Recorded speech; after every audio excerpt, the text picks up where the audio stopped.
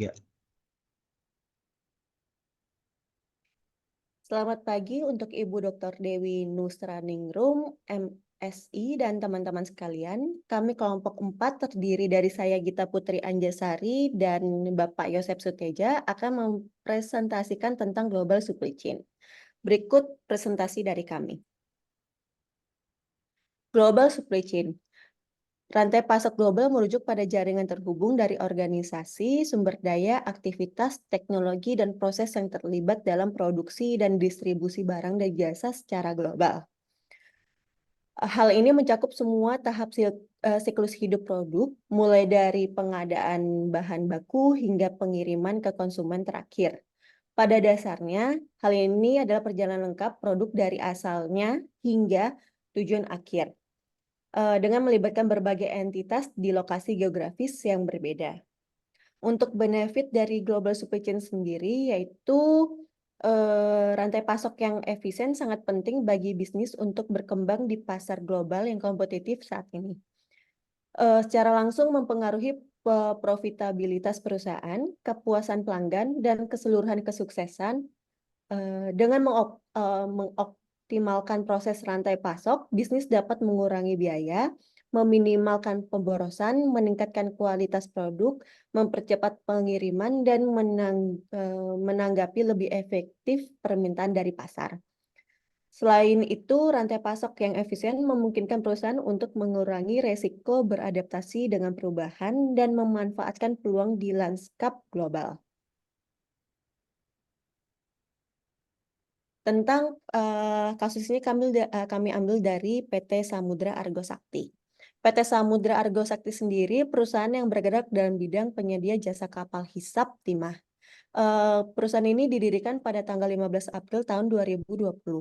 Perusahaan ini telah menjadi salah satu pionir dalam industri timah di Indonesia. Dan kebetulan PT Samudra Argo Sakti ini sendiri sudah bekerja sama dengan PT Timah Tbk dan sudah membuat kontrak. Kegiatan inti bisnis dari PT Samudra Argo Sakti adalah menyediakan layanan penambangan timah menggunakan kapal hisap milik PT Samudra Argo Sakti sendiri. Mereka PT tersebut memiliki keahlian dan pengalaman dalam menjalankan operasi penambangan timah di perairan Indonesia. Meskipun berbasis di Indonesia, PT Samudra Argo Sakti memiliki kehadiran pasar baik secara lokal maupun global. PT Samudra Argo Sakti sendiri tidak hanya melayani pelanggan dalam negeri, tetapi juga telah memperluas jangkauan bisnis mereka ke pasar internasional. Hal ini menunjukkan kemampuan perusahaan untuk bersaing dan beroperasi di pasar global yang lebih luas.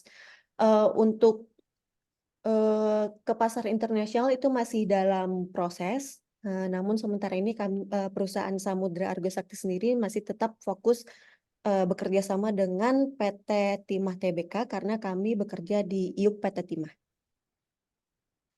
Untuk workflow-nya PT Samudra Argo Sakti sendiri ada sekitar 7 workflow. Yang pertama ada penentuan titik lokasi. Penentuan titik lokasi ini yaitu pengoboran timah berdasarkan rekomendasi dari PT Timah Tbk. Jadi sebelum kami memulai pengeboran, kami akan berkonsultasi dengan PT Timah dan PT Timah akan memberikan titik lokasi yang pas yang dimana menurut PT Timah sendiri di wilayah tersebut masih ada timahnya. Sehabis penentuan titik lokasi, lanjut ke pengeboran. Pengeboran itu dilakukan di kedalaman sekitar 25 km di laut lepas. Habis dari pengeboran, lanjut ke dalam produksi. Produksi itu proses pemisahan batu kerikil, pasir, dan timah. Untuk proses sendiri itu dengan proses diayak, nanti baru akan terpecah untuk kerikil, pasir, dan timah. Untuk kerikil pasir itu akan dikembalikan lagi ke dalam laut. Jadi yang diambil hanya timahnya saja. Selanjutnya masuk ke dalam proses packing. Proses packing hasil timah diproduksi dalam satuan kampil berat per kampil itu maksimal di 60 kg. Habis dari proses packing, lanjut ke pengiriman. Pengiriman itu ke PT Timah dari lokasi penambangan ke PT Timah Tbk disaksikan oleh kedua belah pihak dari PT Samudra Argo Sakti sendiri dan PT Timah Tbk. Sehabis dari pengiriman akan berlanjut ke bagian administrasi. Bagian ini tagihan invoice dari PT Samudra Argo Sakti ke PT Timah Tbk.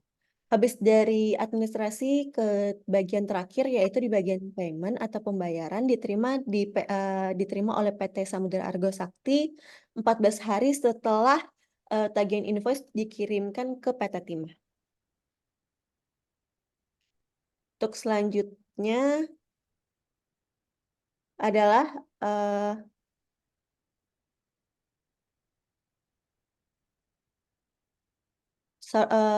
supply chain strategi.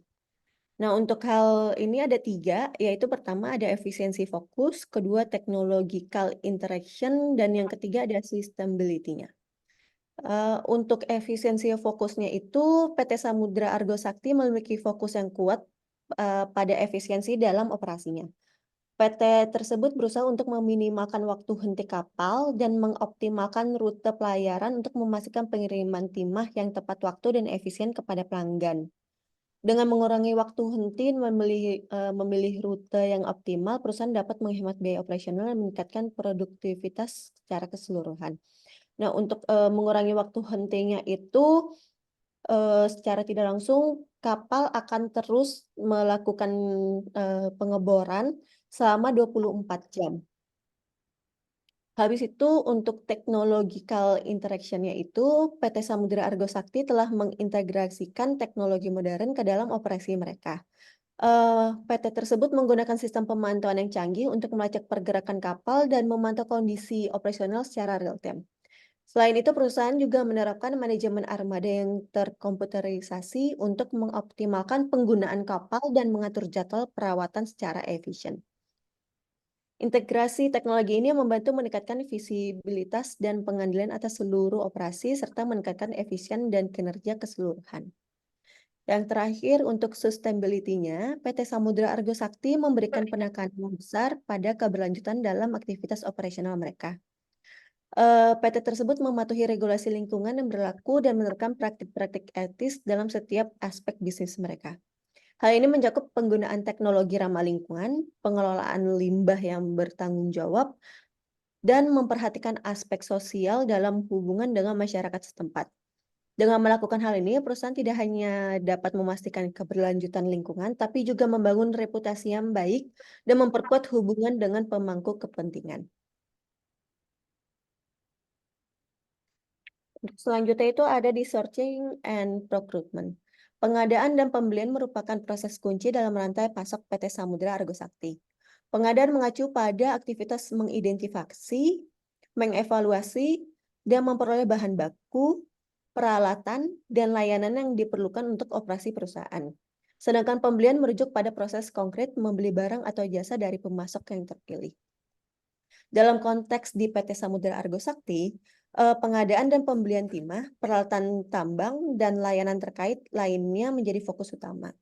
Perusahaan harus melakukan analisis pasar untuk menemukan pemasok yang dapat menyediakan timah dengan kualitas baik, harga yang bersaing, dan jumlah yang memadai. Proses pengadaan pembelian juga melibatkan negosiasi kontrak dengan pemasok, pemeriksaan kualitas produk yang diterima, serta pemantauan kinerja pemasok. Penting bagi PT Samudra Argo Sakti untuk menjaga hubungan yang baik dengan pemasoknya agar dapat memastikan pasokan yang stabil dan berkualitas. Selain itu, perusahaan juga harus memperhatikan aspek keberlanjutan dalam pengadaan dan pembelian mereka, seperti memilih pemasok yang memenuhi standar lingkungan dan sosial, serta mempertimbangkan dampak lingkungan dari proses produksi dan distribusi produk yang dibeli.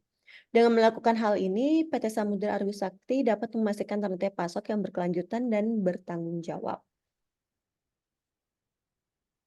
Untuk selanjutnya ada production proses. Ada 3 hal, yaitu yang pertama operasi penambangan timah dalam kurung mesin dan peralatan. PT Samudra Argo Sakti menggunakan mesin dan peralatan khusus untuk melakukan operasi penambangan timah. Kapal hisap dilengkapi dengan peralatan yang dirancang untuk mengekstraksi timah dari dasar laut atau sungai dengan efisien. Pemilihan mesin dan peralatan yang tepat sangat penting untuk memastikan kelancaran dan efektivitas operasi penambangan. Sebetulnya dalam hal ini juga untuk sumber daya juga mempengaruhi mendapatkan hasil timah tersebut. Dikarenakan untuk yang pertama dengan alat yang dimiliki oleh kapal, kapal tersebut dapat mengetahui di mana timahnya, lalu akan tanah, kerikil, dan timahnya itu akan dihisap dan disaring dan akan mengeluarkan suara. Nah, itu menggunakan telinga dari sumber daya tersebut atau kapten kapalnya. Lalu sehabis dari situ lalu akan jika ada suara nyaring berarti di dalam bahan tersebut terdapat timah dan akan diserap lalu seperti yang tadi akan diuraikan antara kerikil, timah, dan pasir. Yang kedua itu ada tindakan keselamatan, yaitu pelatihan karyawan, standar kesehatan kerja. Keselamatan merupakan prioritas utama dalam operasi PT Samudra Argo Sakti. Perusahaan menyediakan pelatihan yang komprehensif kepada karyawan untuk meningkatkan kesadaran akan risiko dan tindakan pencegahan dalam operasi penambangan. Standar kesehatan kerja yang ketat diterapkan untuk memastikan kesejahteraan dan keselamatan karyawan di lingkungan kerja yang berpotensi bahaya. Untuk hal ini, semua awak di atas kapal akan mengikuti pelatihan dari perusahaan sendiri, serta ada pelatihan dari PT Timahnya sendiri. Serta untuk K3-nya semua dilengkapi. Dan untuk makanannya sendiri, PT Samudra Argo Sakti harus mengikuti apa namanya jadwal atau menu makanan yang sudah ditentukan oleh PT Timah. Yang terakhir adalah kontrol kualitas atau memastikan kemurnian timah. PT Samudra Argo Sakti memiliki sistem kontrol kualitas yang ketat untuk memastikan kemurnian timah yang ditambang. Setiap tahap proses produksi dipantau secara ketat untuk memastikan bahwa timah yang dihasilkan memenuhi standar kualitas yang ditetapkan oleh PT Timah. Pengawasan kualitas dilakukan dengan cermat dimulai dari pengumpulan hingga pengolahan terakhir untuk memastikan produk akhir yang berkualitas tinggi dan memenuhi harapan pelanggan. Untuk kemurnian sendiri dari hasil timahnya itu kami harus melakukan analisis untuk timahnya sehingga tidak terjadi pemalsuan data untuk kemurnian timah tersebut. Selanjutnya adalah manajemen risiko. Manajemen risiko di dalam dunia pertambangan tahu bahwa ada kata yang menakutkan yaitu waktu henti atau downtime. Hal ini yang paling ditakuti oleh semua kapal tambang timah. Salah satu terjadi downtime itu ketika operasional yaitu kegagalan peralatan atau dalam skenario terburuk terhenti sama sekali. Produktivitas menurun dan keuntungan anjlok. Manajemen risiko kegagalan peralatan berarti beralih dari pendekatan reaktif ke pemeliharaan dan beralih ke pemeliharaan preventif dan prediktif. Yaitu yang pertama ada identifikasi risiko. Identifikasi risiko sendiri mengidentifikasi risiko potensial yang dapat mempengaruhi operasional, salah satunya sangat potensial untuk menciptakan berhentinya operasional atau downtime. Ialah peralatan dan perlengkapan yang digunakan untuk operasi.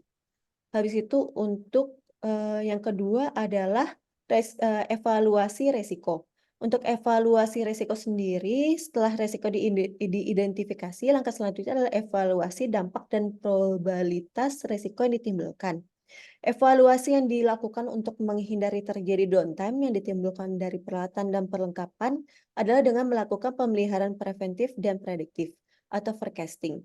Sebelum hal yang seharusnya menjadi masalah kecil berubah menjadi masalah besar yang rumit sehingga operasional menjadi terhenti sepenuhnya, yaitu dengan melihat apakah mesin-mesin di dalam kapal tersebut sudah harus diperbaiki.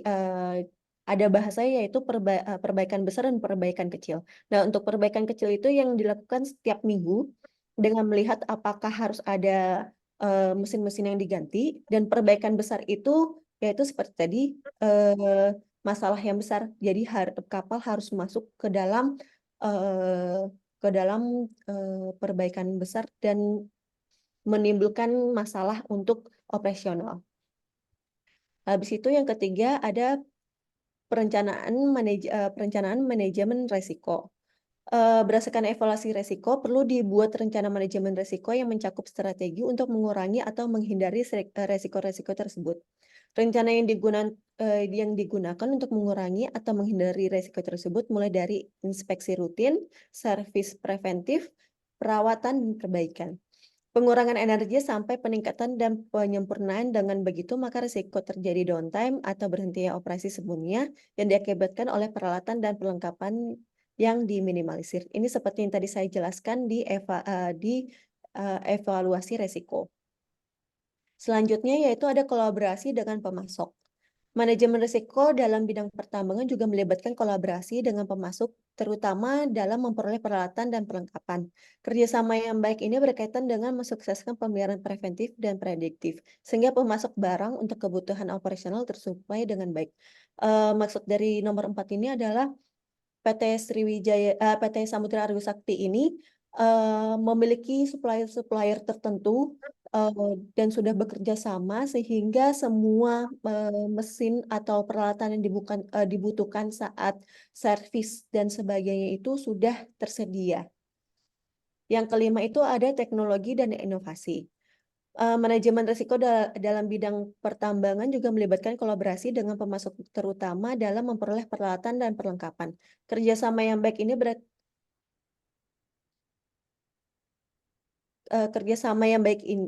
kerjasama yang baik ini berkaitan dengan mensukseskan pemeliharaan preventif dan prediktif sehingga pasokan barang untuk kebutuhan operasional tersuplai dengan baik. Habis itu yang terakhir adalah monitoring dan evaluasi. Manajemen risiko dalam logistik global tidak terhenti dari perencanaan awal, tapi juga melibatkan monitoring dan evaluasi untuk mengetahui apakah kegiatan yang sedang berlangsung sesuai dengan perencanaan dan prosedur serta hasil yang telah disepakati dan diinginkan. Untuk selanjutnya adalah logistik dan transportasi. Yang pertama ada mode transportasi atau angkutan laut. PT Samudra Argo Sakti menggunakan angkutan laut sebagai mode utama untuk mengirimkan timah dari lokasi penambangan ke pelanggan mereka.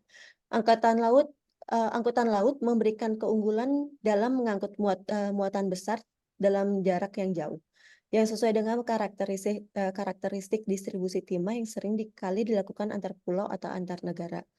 Sebetulnya dari kerjasama ini dengan PT Timah, PT Samudra Argo Sakti sendiri dapat mensuplai transportasi dengan 2 cara, yaitu yang pertama, kapal PT Timah sendiri akan mengambil langsung ship to ship dengan kapal PT Samudra Argo Sakti, lalu dibawa ke kantor PT Timah. Dan yang kedua adalah kapal Samudra Argo Sakti akan mendekat ke darat dan sehabis itu akan ada kapal pompong atau kapal kecil yang mengambil timahnya tersebut dan akan mendistribusikan ke darat. Sehabis dari darat nanti akan ada truk-truk yang mengambil dan mengirimkan ke PT Timah. Untuk yang kedua, operasi pelabuhan atau proses pemuatan dan pembongkaran. PT Samudra Argo Sakti harus mengkoordinasikan proses pemuatan dan pembongkaran muatan timah. Proses ini melibatkan pengaturan tempat parkir kapal, penggunaan peralatan khusus untuk mengangkat dan memindahkan muatan, serta penataan muatan di area penyimpanan yang sesuai. Untuk penyimpanan timah sendiri itu harus sesuai dengan regulasi, karena tidak bisa sembarangan disimpan dan untuk tempat penyimpanan sendiri harus terkunci. Yang terakhir adalah pengeluaran bea cukai dan dokumentasi. Perusahaan harus melalui proses clearing bea cukai untuk memastikan bahwa barang-barang tersebut dapat keluar dari pelabuhan secara sah. Hal ini melibatkan proses pemeriksaan dan verifikasi dokumen yang diperlukan oleh pihak berwenang seperti faktor, izin ekspor impor, dan dokumen lainnya yang terkait. Dengan memperhatikan logistik dan transportasi dengan cermat, PT Samudra Argo Sakti dapat memastikan bahwa proses pengiriman timah berjalan lancar dan efisien, mulai dari lokasi penambangan hingga sampai ke tangan pelanggan. Hal ini penting untuk menjaga kepuasan pelanggan dan menjaga reputasi perusahaan di pasar.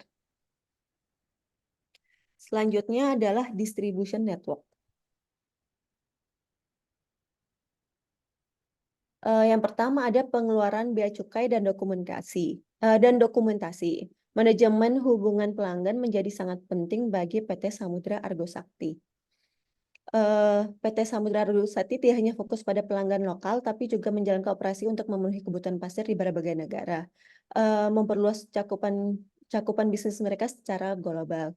Namun kembali lagi dikarenakan PT Samudra Argo Sakti sudah menekan kontrak dengan PT Timah Tbk, jadi timah yang dihasilkan hanya boleh dikirim atau dijual ke PT Timah Tbk.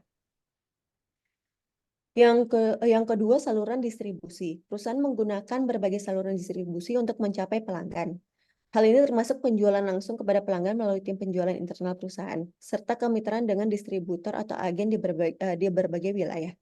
Pendekatan ini memungkinkan PT Samudra Argo Sakti untuk mencapai pelanggan dengan cara yang paling efektif dan efisien sesuai dengan kebutuhan pasar dan karakteristik bisnis. Yang terakhir adalah sasaran pasar. PT Samudra Argo Sakti memiliki jaringan distribusi yang mencakup pasar dalam negeri, domestik di Indonesia, dan pasar di luar negeri internasional. PT Samudra Argo Sakti sendiri memprioritaskan hubungan yang baik dengan pelanggan untuk memastikan kepuasan dan kesetiaan pelanggan yang tinggi. Hal ini melibatkan komunikasi yang terbuka, responsif terhadap kebutuhan pelanggan, penanganan yang cepat terhadap keluhan, dan penyediaan layanan purna jual yang memadai. Dengan menjaga hubungan yang baik dengan pelanggan, perusahaan dapat membangun reputasi yang kuat dan memperluas pangsa pasar PT tersebut. Selanjutnya adalah tantangan dalam manajemen rantai pasokan global. Yang pertama ada kepatuhan regulasi, yang kedua volatilitas ekonomi, yang ketiga gangguan rantai pasok. Yang pertama itu adaptasi terhadap perubahan regulasi. Rantai pasok global dihadapkan pada berbagai peraturan dan hukum internasional yang kompleks serta regulasi lingkungan yang ketat. Perusahaan harus beradaptasi dengan perubahan regulasi untuk memastikan kepatuhan penuh yang dapat mempengaruhi biaya dan operasi bisnis secara keseluruhan. Jadi untuk regulasi sendiri itu setiap tahun PT Timah akan mengubah regulasinya sesuai dengan ketentuan yang berlaku dan hukum yang berlaku di Indonesia. Yang kedua, mengelola ketidakpastian ekonomi. Fluktuasi harga komoditas dan risiko mata uang merupakan tantangan lain dalam manajemen rantai pasok global. Perubahan harga yang tiba-tiba dan fluktuasi nilai tukar mata uang dapat mempengaruhi keseimbangan keuangan perusahaan dan mengganggu perencanaan produksi dan distribusi. Jadi untuk ketidakpastian ekonomi ini dikarenakan harga timah itu berubah seperti harga minyak, namun tidak sefluktuasi harga minyak, tapi tetap dipengaruhi oleh nilai tukar mata uang. Untuk yang terakhir, ketahanan di tengah gangguan. Rantai pasok dapat terganggu oleh berbagai faktor eksternal, termasuk bencana alam seperti gempa bumi, banjir, atau badai tropis, serta ketidakstabilan politik di berbagai wilayah. Gangguan semacam itu dapat menyebabkan penundaan dalam produksi, pengiriman, atau bahkan kerusakan pada infrastruktur logistik yang berdampak negatif pada kinerja rantai pasok secara keseluruhan. Yang terakhir itu Future Outlook and Innovation. Yang pertama itu merangkul teknologi dengan otomatisasi kecerdasan buatan dalam manajemen rantai pasok. PT Samudra Argo Sakti melihat masa depan dengan memanfaatkan teknologi terbaru dalam operasi mereka. Hal ini termasuk otomatisasi proses produksi dan penggunaan kecerdasan buatan dalam manajemen rantai pasok. Dengan menerapkan teknologi ini, perusahaan dapat meningkatkan efisiensi, mengoptimalkan kinerja profesional, dan memberikan respon yang lebih cepat terhadap perubahan pasar. Yang kedua itu praktik berkelanjutan dengan adopsi energi terbarukan inisiatif ekonomi sirkular. PT Samudra Argo Sakti berkomitmen untuk menjalankan praktik bisnis yang berkelanjutan. PT tersebut mempertimbangkan adopsi energi terbarukan dalam operasi mereka dan memperkenalkan inisiatif ekonomi sirkular untuk mengurangi limbah dan meningkatkan efisiensi penggunaan sumber daya. Dengan melakukan hal ini, perusahaan dapat mengurangi dampak lingkungan dari operasi mereka dan memenuhi tuntutan pasar yang semakin meningkat terhadap keberlanjutan. Yang terakhir ada strategi ekspansi, yaitu pasar baru dan diversifikasi. PT Samudra Argo Sakti memiliki rencana ekspansi untuk memperluas pangsa pasar mereka.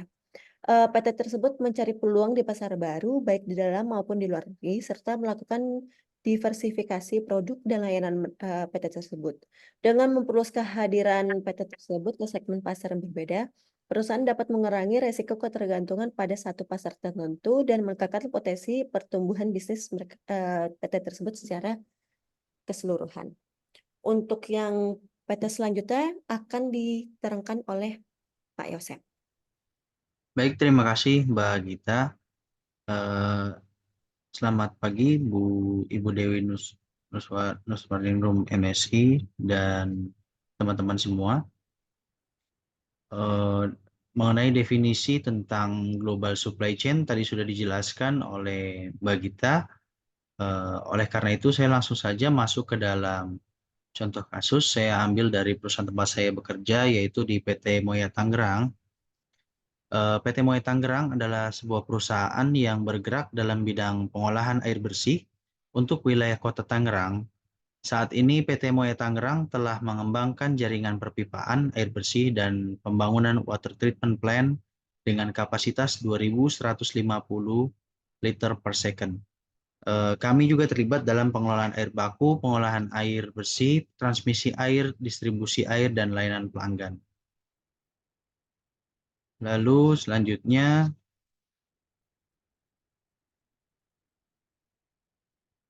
next, Mbak. Supply chain management di PT Moya Tangerang.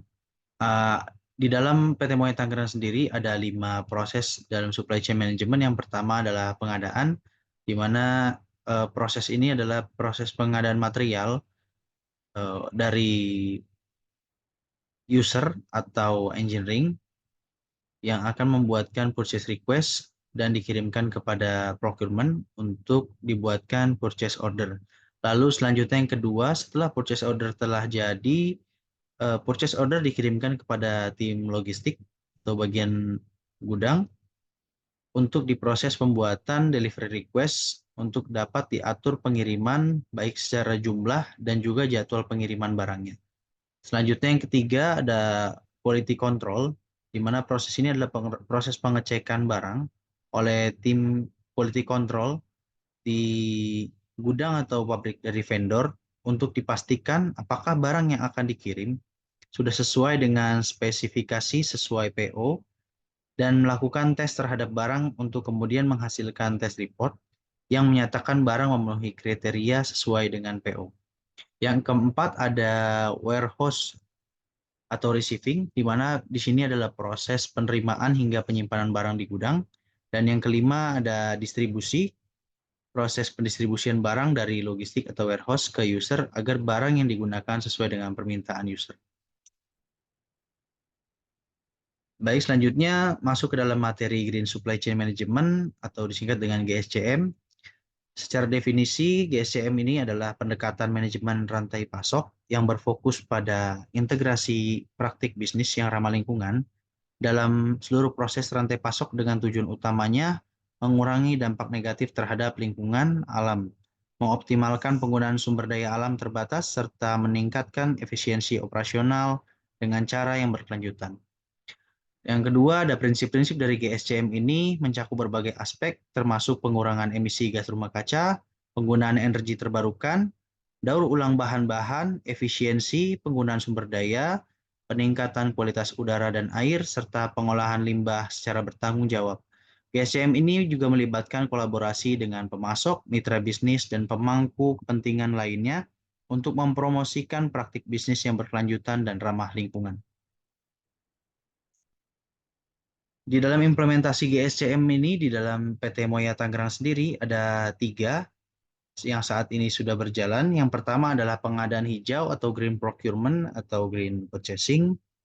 Dalam implementasinya ini mengutamakan PT Moya Tangerang ini mengutamakan penggunaan material sisa dari proyek, khususnya material-material yang sudah tidak terpakai, tetapi dapat dimanfaatkan kembali.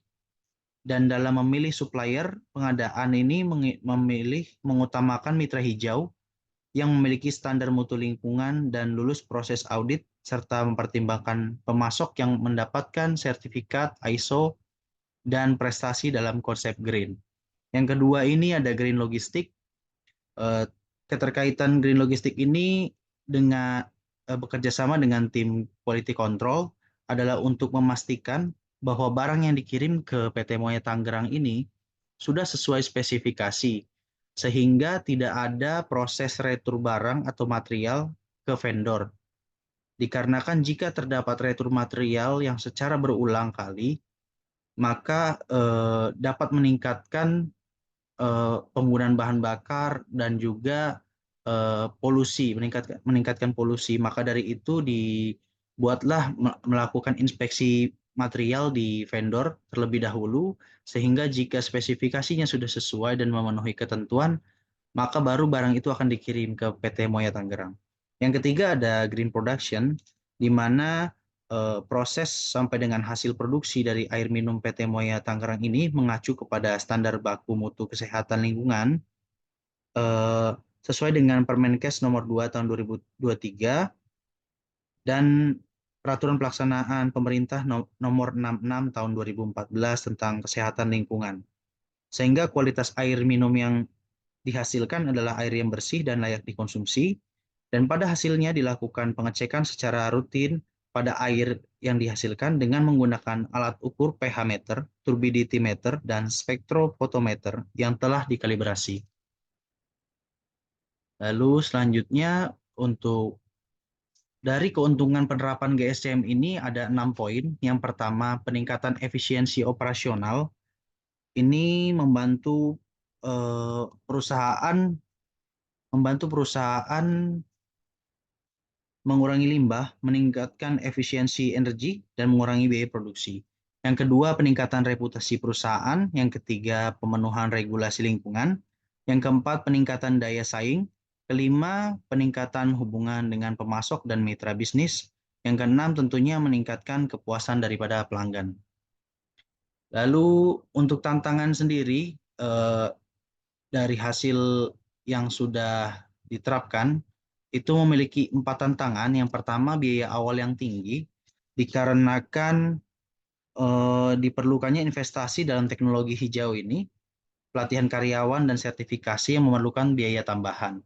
Yang kedua, adanya keterbatasan sumber daya, di mana keterbatasan ini baik secara sumber daya manusia, teknologi, dan keuangan, ini menjadi hambatan dalam mengimplementasikan perubahan yang diperlukan untuk menjadi lebih berkelanjutan.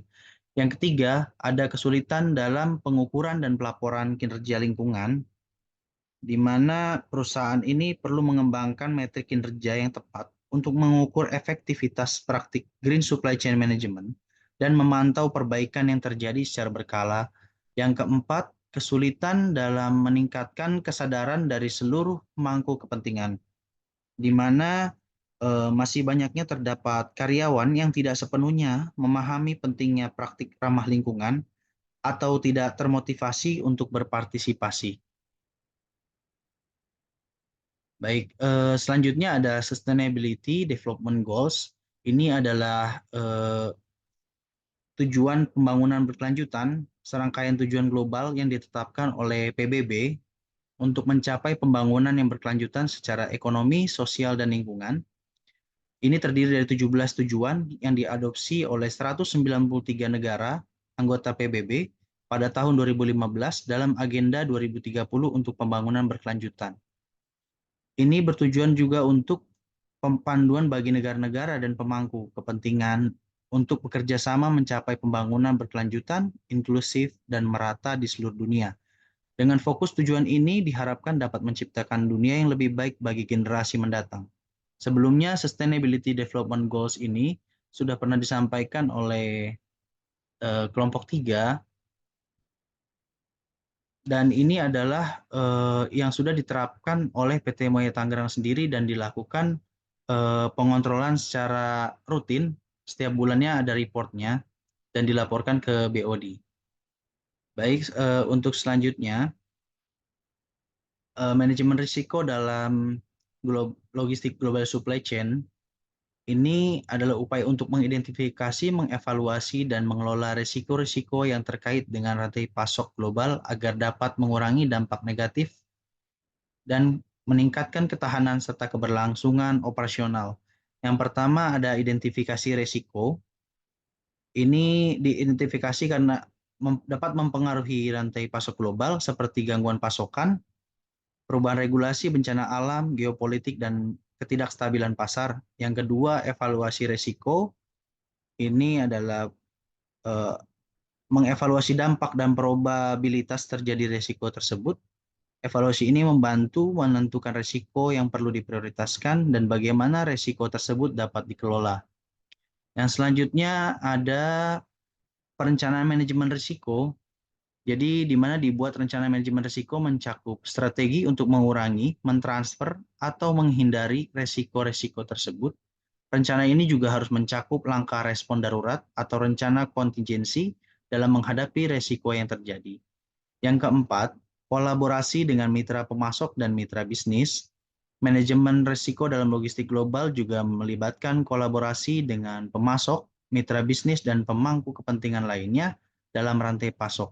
Kerjasama yang baik dapat membantu dalam mengidentifikasi risiko bersama, berbagi informasi, mengembangkan solusi bersama untuk mengurangi risiko. Yang kelima, teknologi dan inovasi.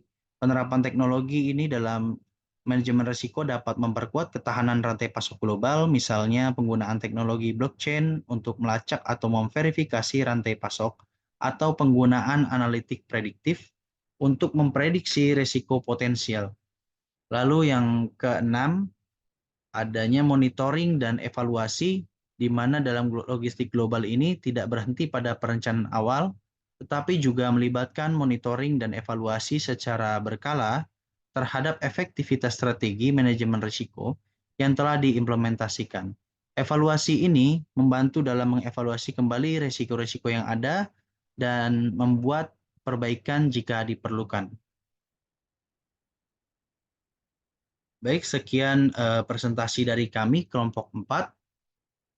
Mohon maaf bila mana ada kekurangan dan terkait dengan pertanyaan-pertanyaan dapat disampaikan Di dalam kepada kami. kami nanti, Ya, ini akan kami cukup jawab sekian. di YouTube. Jangan lupa di subscribe and like, ya Mas ya. Ya, betul. Terima Terima kasih, sekian dari kasih. kelompok 4. Assalamualaikum warahmatullahi wabarakatuh. Selamat pagi.